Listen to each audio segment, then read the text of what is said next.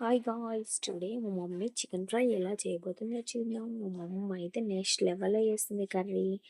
మా మమ్మీ చేసిన కర్రీ అంటే నాకు చాలా ఇష్టం. మా ముందుగా చికెన్ని ఫ్రెష్ చేసుకొని పక్కన పెట్టుకొని దానికి సరిపడంత అల్లం, పసుపు, కారం, సాల్ట్, ఆయిల్ వేసుకొని కలుపుకొని ఒక 10 minutes వరకు పక్కన పెట్టుకుంటుంది. నెక్స్ట్ ఒక బౌల్లో ఆయిల్ సరిపడంత వేసుకొని దాంట్లోని ఆనియన్స్, పచ్చిమిర్చి, బగారాకు, బండపువ్వు వేసి రెడ్ కలర్ అయ్యే వరకు వేపుతుంది.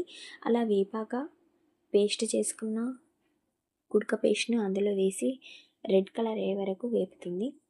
అలా వేపాక లైట్గా పసుపు, లైట్గా అల్లం వేసి అది రెడ్ కలర్ అయ్యే వరకు, తర్వాత చికెన్ని వేసి కలుపుతూ అలా 10 minutes వరకు తక్కువ ఫ్లేమ్లో పెట్టి 10 minutes వరకు అలా ఉంచుతుంది.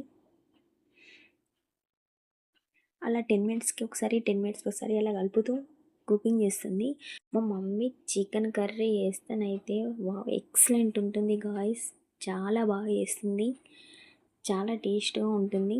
నాకు చాలా ఇష్టం మా మమ్మీ చికెన్ ఫ్రై చేస్తే. లాస్ట్గా కొత్తిమీర వేసి ఆఫ్ చేస్తుంది. చూడండి గాయ్స్ ఎంత బాగుంది.